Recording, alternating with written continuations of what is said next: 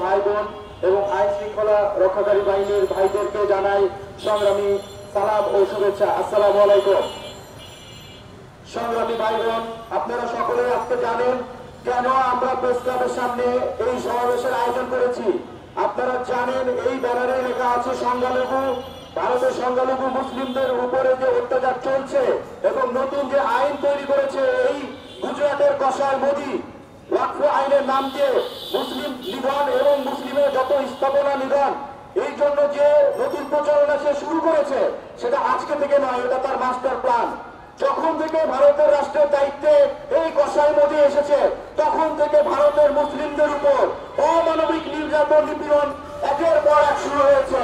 আপনারা সকলেই অবগত আছেন, আপনারা সকলেই রেখেছেন ভারতের মুসলমানরা ইফতারের সময় থেকে শুরু করে নামাজ পড়ার সময় পর্যন্ত তাদের রাষ্ট্রীয় বাহিনী তারা নির্যাতিত হয়েছে।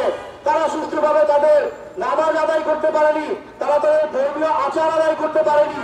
বাবরি মসজিদকে উড়িয়ে দিয়ে সেখানে রাম মন্দির বানানো হয়েছে এবং সারা বিশ্বকে দেখানো হয়েছে যে তারা এই মুসলমানদের স্থাপনা ধ্বংস করেছে। এইভাবে একের পর এক নির্যাতন মুসলমানদের উপর তারা চালিয়ে গিয়েছে। তাদের পোষা মিডিয়াগুলো ইন্ডিয়ার সবসময় এগুলো লুকিয়ে রাখার চেষ্টা করেছে।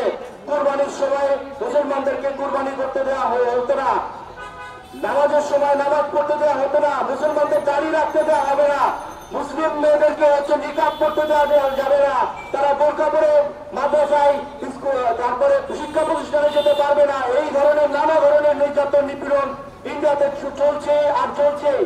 গাজায় যেভাবে মুসলমানরা নির্যাতিত রয়েছে, ইন্ডিয়ায় তার থেকে, ভারতে তার থেকে কোনো অংশে কম মুসলমানরা নির্যাতিত নয়।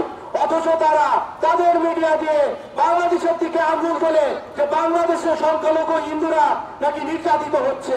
অথচ বাংলাদেশে কোন হিন্দু ভাই বোন কেউ বলতে পারবে না যে বাংলাদেশে সেইভাবে সরকারিও মদদে বা সরকারিও কোন বাহিনীর দ্বারা হিন্দুরা কখনো নির্যাতিত হয়েছে।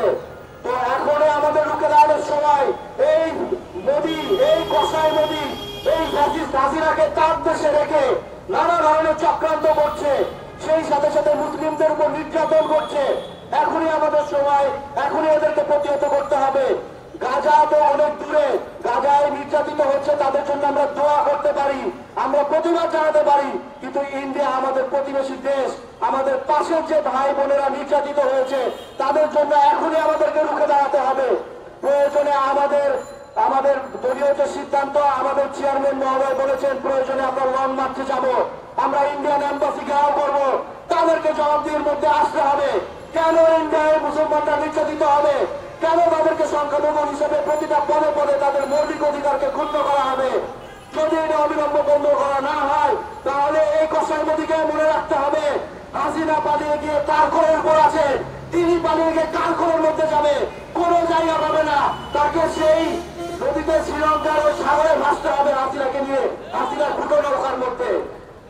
আর এরপরে বলতে চাই আমাদের সকল মুসলিম ভাইদেরকে ঐক্যবদ্ধ থাকতে হবে এবং মুসলিমদের উপর নির্যাতনের প্রতিবাদ করতে হবে। এটা একজন মুসলিম হিসেবে আমাদের সকলের নৈতিক দায়িত্ব। আপনারা সকলে ভালো থাকবেন, সুস্থ থাকবেন। সবাইকে জানাই সংগ্রামী সালাম ও শুভেচ্ছা। বাংলাদেশ জিন্দাবাদ, বাংলাদেশ লেবার পার্টি জিন্দাবাদ। আসসালামু আলাইকুম।